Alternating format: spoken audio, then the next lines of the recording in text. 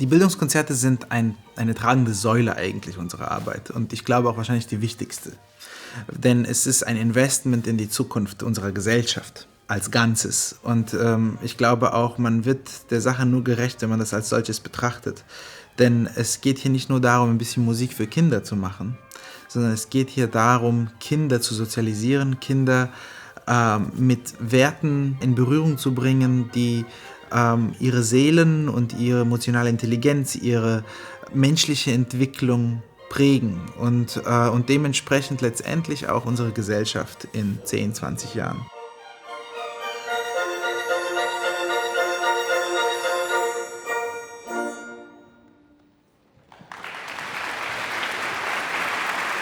Ja, vielen Dank. Es freut uns sehr, dass ihr so zahlreich zu diesem schönen Weihnachtsfamilienkonzert erschienen seid. Ich sehe auch schon ein paar Weihnachtsmützen, wunderbar, passt wunderbar ins Thema. Wer hat denn dieses Stück erkannt? Ich denke, Bildung und Kultur sind die zwei wichtigsten Elemente, um einen Menschen zu formen und letztendlich, um einen Frieden in der Gesellschaft auch zu bewahren. Denn Menschen, die sich gegenseitig spüren und fühlen, selbst wenn sie es nicht so auch so sehen wie der andere, aber es reicht schon, sich reinversetzen zu können in die Position des anderen. Das allein führt dazu, dass man weniger Streit und Konflikt hat.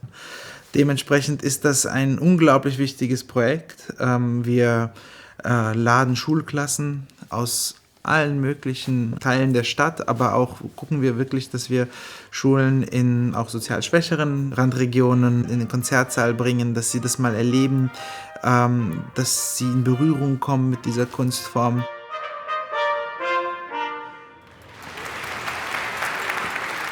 Neben den Trompeten haben wir nochmal hier diese hier, die weiß.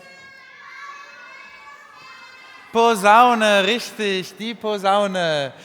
Wollen wir die Posaunen hören? Ja, okay, dann haben die Posaunen was für uns.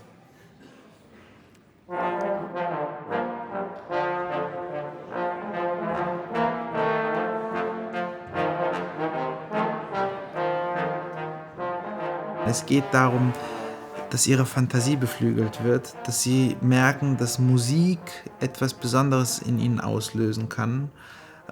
Etwas, was zu einem gemeinschaftlichen Erlebnis führen kann, etwas, wo sie die Gefühle eines anderen Menschen empfinden, nachempfinden und spüren können. Ich glaube, wir unterschätzen sehr, was Empathie in einer Gesellschaft wirklich erreichen kann. Oft wird das sogar als Zeichen von Schwäche dargestellt, was für mich total unverständlich ist. Wie kann ein empathischer Mensch ein schwacher Mensch sein? Nein, ganz im Gegenteil, er ist ein unglaublich starker Mensch. Und ein empathischer Mensch ist ein Mensch, der Gesellschaft Frieden bringt. Und das ist, glaube ich, extrem wichtig, gerade in der heutigen Zeit.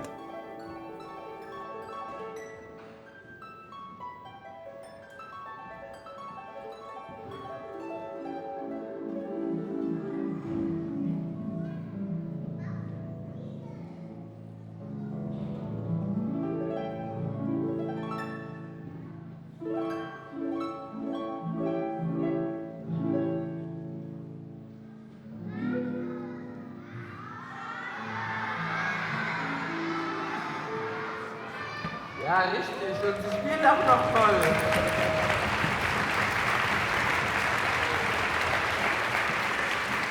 Eine Harfe, die wunderbar spielt. Und mit dieser Hafeneröffnung lädt Tschaikowski natürlich zum Tanz ein.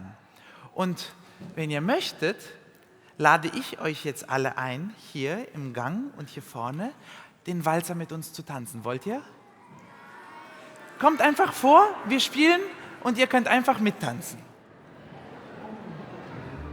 Immer wieder kommen Lehrer zu uns und sagen, dass die Kinder inspiriert sind nach den Konzerten, dass manche ein Instrument lernen wollen.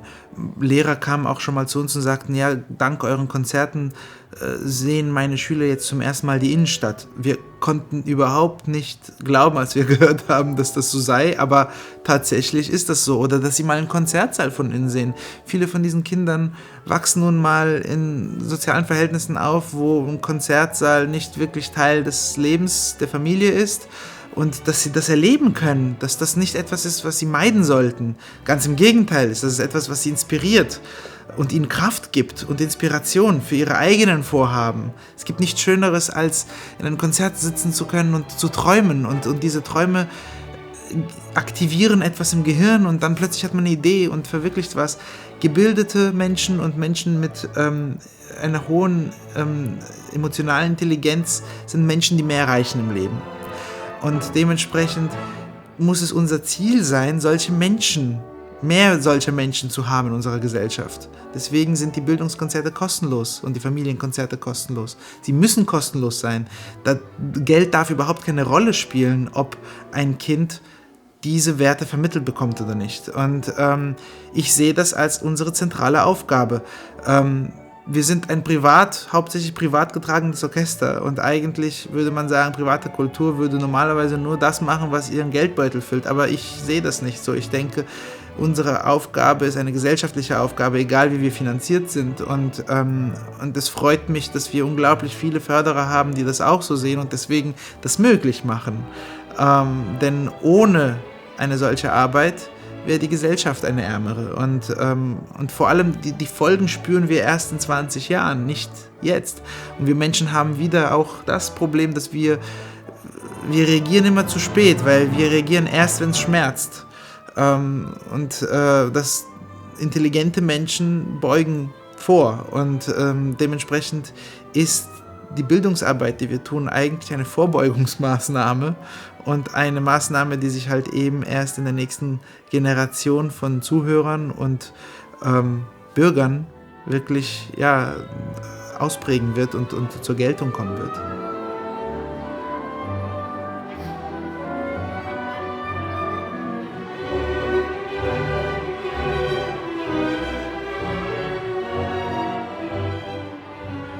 Es war super schön.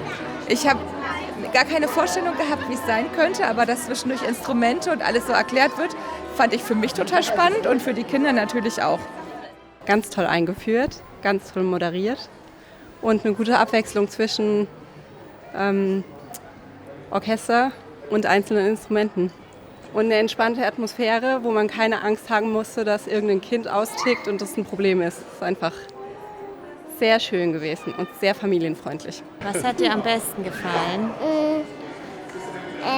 Die Harfe. Ich fand es auch eigentlich sehr gut. Die Musik war gut zu erkennen. Ich habe sofort immer erkannt. Und ich fand es jetzt nicht so, dass sie die ganze Zeit durchgespielt habe, sondern auch mal so erzählt und so. Und welche Instrumente sind das? Das war eigentlich voll gut. Das war unser erstes Mal hier und wir sind total sehr gut überrascht, wie gut auf Familien und Kinder das eingerichtet ist. Also hat uns total gefreut und sehr gut gefallen. Ein tolles Angebot, um einfach Kindern und Erwachsenen Musik näher zu bringen. Tchaikovsky ist ein Meister im Melodienschreiben, ein Meister im Orchestrieren. Orchestrieren bedeutet nichts anderes als, wie bringen wir all diese ganzen Instrumente zusammen, dass die schön miteinander harmonieren. Und er hat uns einen chinesischen Tanz komponiert, der ganz viel mit dem Piccolo und der Flöte arbeitet und das Fagott in seinem typischen Element, dieses Bo, Bo, Bo, Bo, was die auch für uns eben gespielt haben aus dem Zauberlehrling, das Gleiche hat er auch ähnlich hier geschrieben. Und hören wir mal in diesen chinesischen Tanz.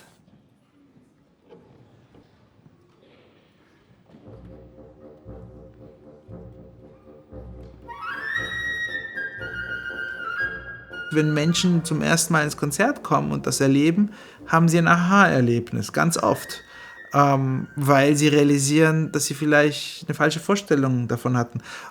Aber nicht ihre Schuld, sondern es war einfach immer eine Barriere da und wir wollen diese Barrieren abbauen. Wir wollen es möglich machen, dass die Menschen in Berührung kommen mit dieser Musik, ohne irgendwelche Ängste, irgendwelche gedanklichen Schranken und alles, was diese Barrieren abbaut, alles, was dazu führt, dass die Menschen realisieren, dass diese Musik für jeden ist und dass diese Musik eine unglaubliche Bereicherung für die eigene Seele und Inspiration ist, dann haben wir unsere Arbeit gut gemacht.